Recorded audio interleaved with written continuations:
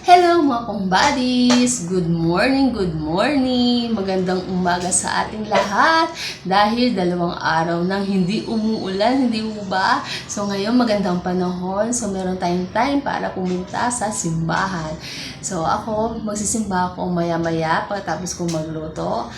Magluluto ako ngayon ng pansit, mix, bihon at canton. Kaya tara, simulan na natin! Nagisa na pala ako mga kumbadis ng bawang at sibuyas at ngayon nilagay ko na yung kikiam. Kikiam lang ang aking sahog dahil naubos na yung aking manok.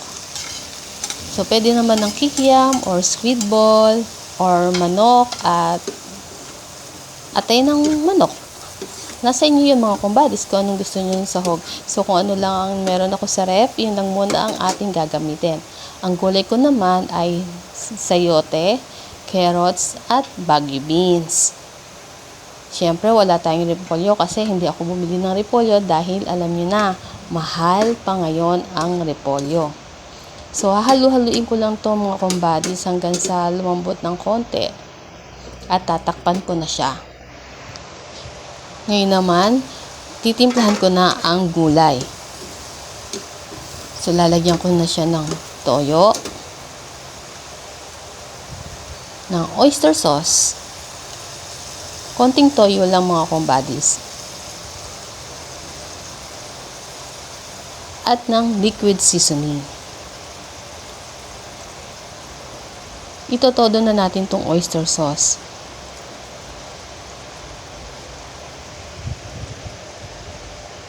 Tapos meron akong liquid seasoning na nasa sachet lang. So ito lang muna yung gagamitin natin. Kasi may nabibili na palang ganito, sachet lang. Ang binibili ko kasi nasa bote, medyo pricey. At halu-haluin ko lang to. So pagka nahalo ko na siya ng maigi, tatakpan ko muna siya para kumulo ng konti. Hindi natin to i-overcook. Pagkatapos ko mahalo na maigi mga kahumbadis, tatakpan ko muna. At pagkatapos, ililipat ko na siya sa isang lagayan at itatabi muna.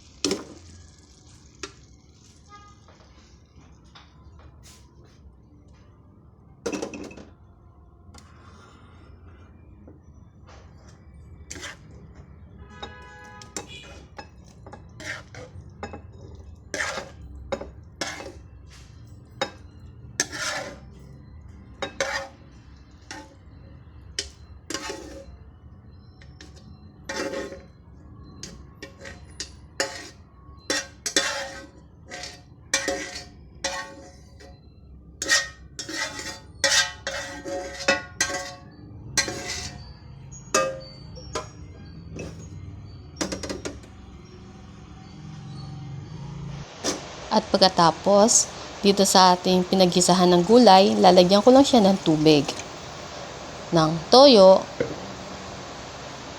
konting toyo lang mga kumbadis, ng seasoning,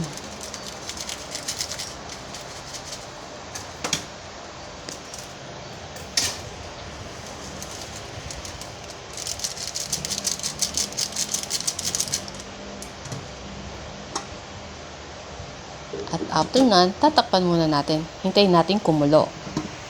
Ayan, kumukulo na mga kumbadis. Ilalagay na natin ang bihon. 2 bihon lang ang ilalagay ko dito mga kumbadis. Hindi ko to itotodo. Kasi masyado nang marami. Sa pagkalagay ko dito, tatakpan ko muna ulit siya hanggang sa lumambot.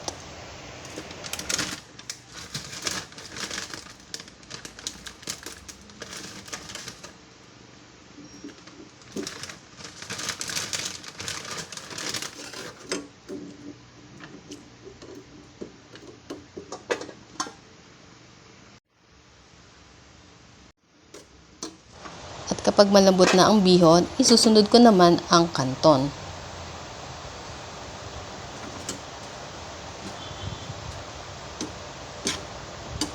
Ayan na, malambot na yung bihon. So, lalagyan ko muna siya ng konti pang tubig kasi medyo natutuyuan na siya.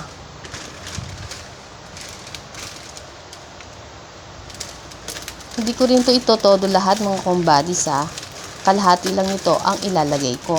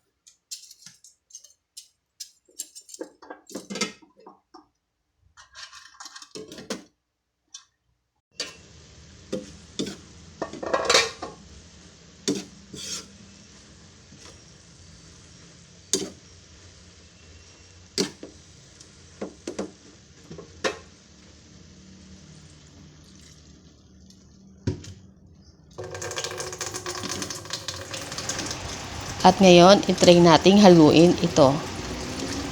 Medyo matigas pa yung kanton natin. At natutuyuan na ulit siya. Kaya lalagyan ko pa ulit ng tubig.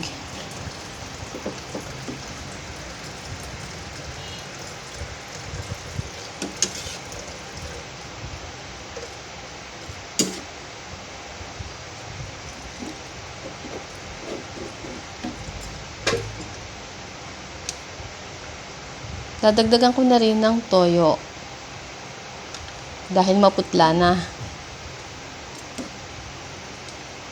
Ayan, nagkakulay ulit siya. So, halu-haluin ko lang ito mga kumbadis.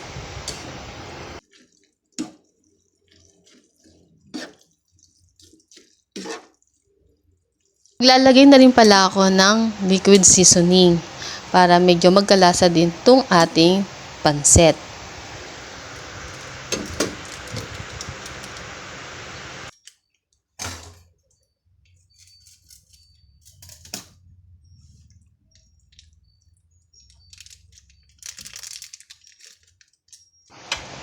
At ng paminta. Masarap to mga kumbadis kapag medyo maanghang-anghang ang ating pansit.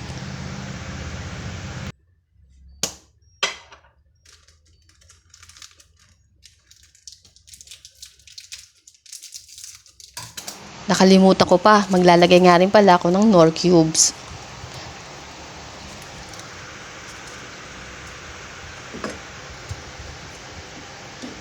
After nyan,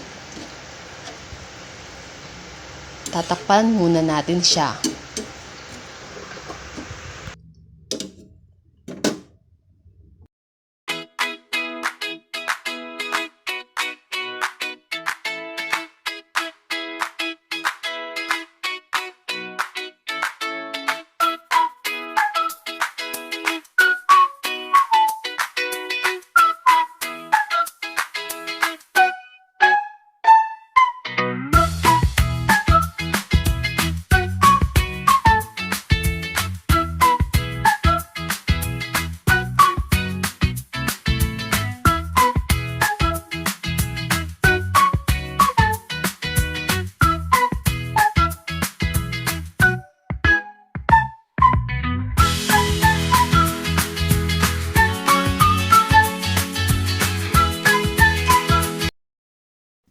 So, ayan mga kumbadis.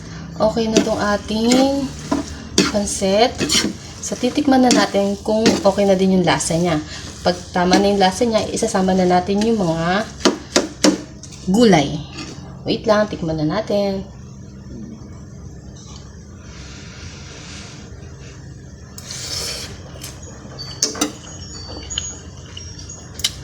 Okay na siya mga kumbadis. So, isasama ko na yung gulay.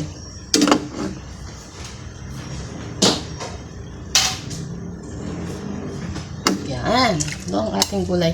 Yung gulay din natin kasi malasa na. Kaya konti na lang seasoning yun nilagay ko dun sa pancit. So, imimix lang natin to. At yun na. Luto na ang ating pancit.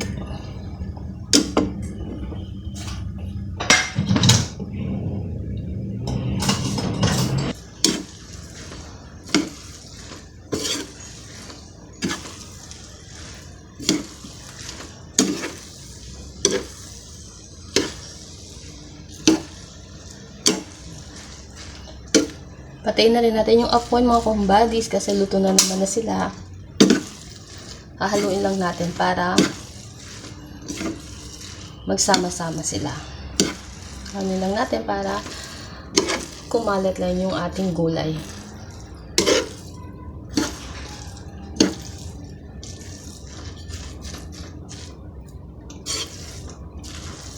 At syempre, ang pinaka-finale, titikman na natin ang ating gawa.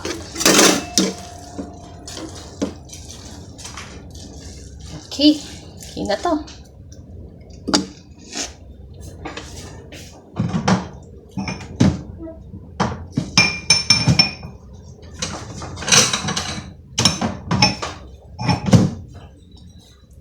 Okay, kumuha ko ng lagay mga kumbadis. So, kuha na tayo. Yan. At ngayon mga kumbadis, tikman na natin.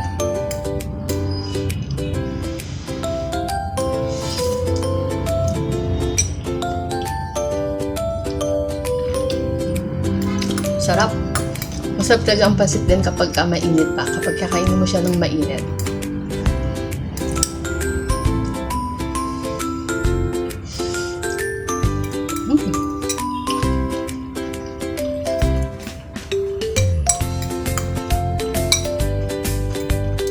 Tama yung mga anak ko nagsimba. Yung dalawang anak ko nagsimba, yung bunso at yung panganay. Kasi yung panganay ko, kahit nagtatrabaho na siya, pag Sunday, hindi pa rin yung nakakalimutan sa simbahan kasi choir siya sa simbahan namin. Kaya, after nun, maabutan nilang itong pancit. Paborito din nila to.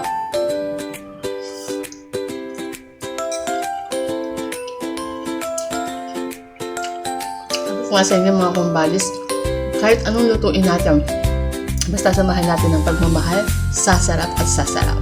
So pagdating nila mga kumbadis, ako naman ang aalis kasi ako naman ang magsisimba. So, kayo din mga kumbadis, huwag dyan kakalimutan magsimba ha. Sabi ko nga sa inyo, kung hindi nyo kaya magsimba face to face, kahit online, bigyan natin ng isang araw kay JC. So ako kapag hindi ako nakakapagsimba mga kumbadis, nag-online talaga ako.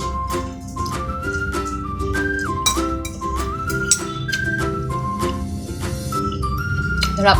So luto na rin po kayo ng pancit. So paano mga kumbadis, hanggang dito na lang ng aking video. Tatapusin ko na po ito. At sana po yung mga nakikinig sa akin or mga nanonood din sa akin, pa-subscribe naman po. Kahit hindi naman muna po ipa-share or mag-comment, basta mag-subscribe po tayo. Ilan naman po kasi, syempre nagsisimula pa lang po si Mami G, kaya hindi pa masyadong bihasa sa pagbibideo or pag-vlogger or pag-vlog. Kaya pagpasensya nyo na po ako. Pero humingi po ako sa inyo ng support. Tama, support na kitang-kilig nyo rin po yung aking channel. So hanggang dito na lang po. Bye! God bless and keep safe everyone. Bye!